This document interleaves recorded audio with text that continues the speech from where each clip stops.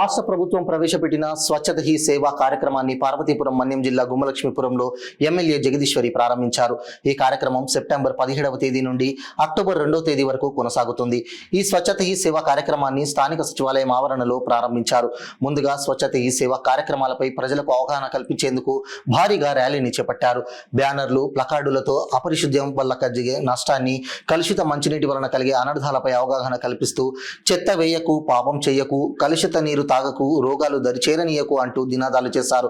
ఈ సందర్భంగా ఎమ్మెల్యే తోయిక జగదీశ్వరి మాట్లాడుతూ స్వచ్ఛత హీ సేవా కార్యక్రమంలో ప్రజలు భాగస్వాములు కావాలని, మన గ్రామాన్ని మనం పరిశుభ్రంగా ఉంచుకోవాలని పిలుపునిచ్చారు. ఈ కార్యక్రమంలో ఎమ్మెల్యే తోయిక జగదీశ్వరి, గ్రామ sarpanch Battada Gowrishankar Rao, vice sarpanch Kishore, MPDO Salman Raju, tribal right forum రాష్ట్ర అధ్యక్షుడు లొబ్బ రోవరాజు, సచివాలయం కార్యదర్శి కిషోర్, సిబ్బంది, ప్రజలు తదితరులు పాల్గొన్నారు. కాక స్వచ్ఛమైన భారతదేశం మరియు అభివృద్ధిని కూడా ఆకాంక్షించారు.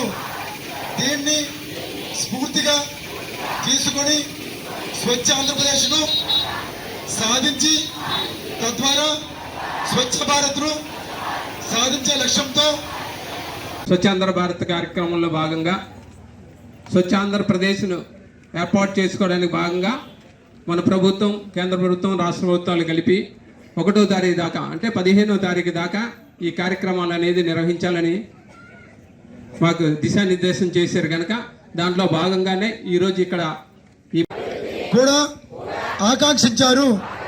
దీన్ని స్ఫూర్తిగా తీసుకొని స్వచ్ఛ ఆంధ్రప్రదేశ్ను సాధించి తద్వారా స్వచ్ఛ భారత్ను సాధించే లక్ష్యంతో నేను కృషి చేస్తానని ప్రతిజ్ఞ చేస్తున్నాను.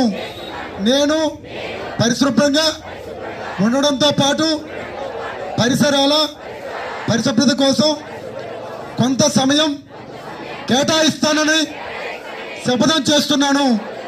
ప్రతి సంవత్సరం స్వచ్ఛ భారత్లో భాగంగా మరి మన ఇల్లుని మనమే పరిరక్షించుకుంటాం కాబట్టి అదేవిధంగా ఏ వీధిలో అయితే ఉంటారో ఆ వీధిలో ప్రజలు వారంతట వారే, ఎందుకంటే ఈరోజు చూసుకుంటే అనేక రకాల అనారోగ్యానికి గురవుతున్న రోజులు కాబట్టి వీటన్నిటికీ కారణం మనం పరిశుభ్రంగా ఉంచుకోవడమే.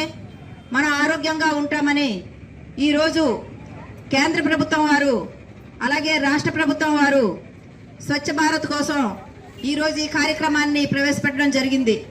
కాబట్టి మన ఇల్లు మనం ఎలా శుభ్రం చేసుకుంటామో అలాగే మన వీధిని కూడా, మన వీధిలో ఉన్నటువంటి ఏవైనా చెత్తను కానీ ఏవైనా ఉంటే